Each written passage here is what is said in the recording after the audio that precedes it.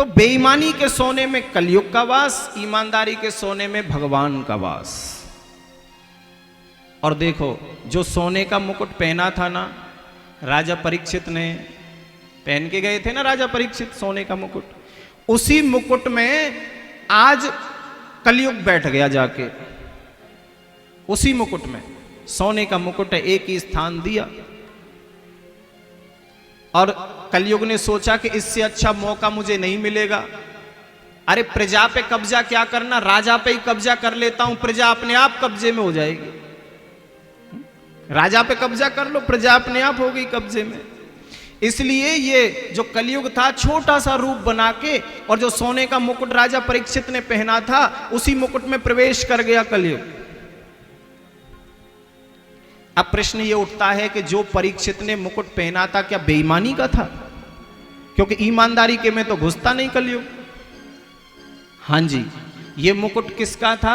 बोले ये मुकुट था जरासंध का, जो कंस का ससुर था। कंस का ससुर था ये जरासंध। जरासंध की दोनों बेटियां ब्याही थी कंस मामा के लिए। एक का नाम था अस्ति, दूसरी का नाम था प्राप्ति। और ये जरासंध का मुकुट जब जरासंध को भीम ने मारा था तो निशानी के तौर पर लेके आ गए थे, यही मुकुट था। और सोने के मुकुट में कलयुग बैठ गया, और मुकुट के द्वारा आज कलयुग राजा परीक्षित की बुद्धि में घुस गया, और यहीं से राजा परीक्षित की बुद्धि नष्ट हो गई है। जिस बुद्धि में भगवान बैठा है वो सद्बुद्धि है, और जिस बुद्धि में कलयुग बैठा है वो कौन है? कुबुद्धि है। बुद्धि नष्ट हो गई कलयुग के प्रवेश करते ही। और आज राजा परीक्षित जब लौट के आ रहे थे वहां से, तो उनको रास्ते में प्यास लगी। एक ऋषि की कुटिया थी जिनका नाम है शमीक ऋषि।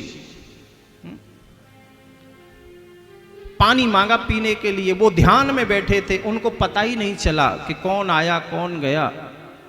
तो राजा परीक्षित को बड़ा क्रोध आया कि मैं राजा हूं,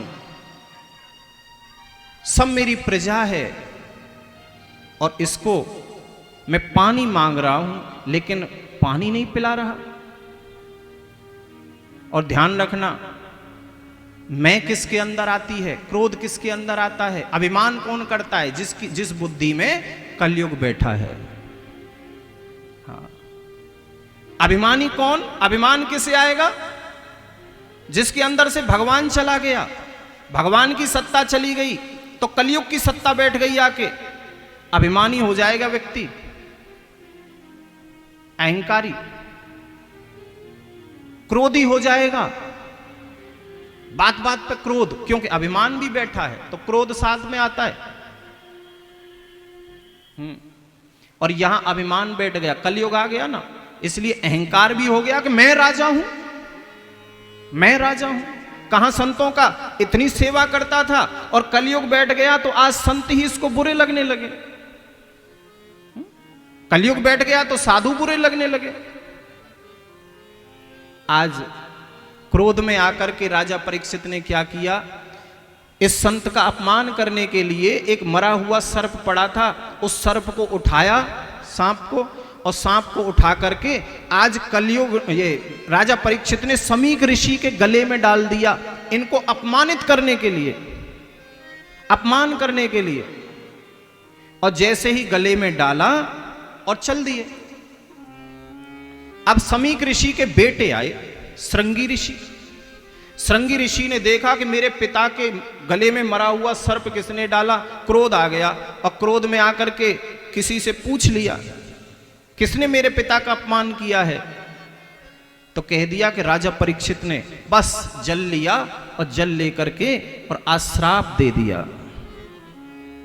कि जिसने मेरे पिता का ये अपमान किया है, मेरे पिता के गले में ये मरा हुआ सर्प डाला है, मैं उसे श्राप देता हूं कि इसी सर्प का जो वंशज है तक्षक, आज से सही 7वें दिन उसको डस लेगा और उसकी मृत्यु हो जाएगी। इसी सर्प का जो वंशज है तक्षक।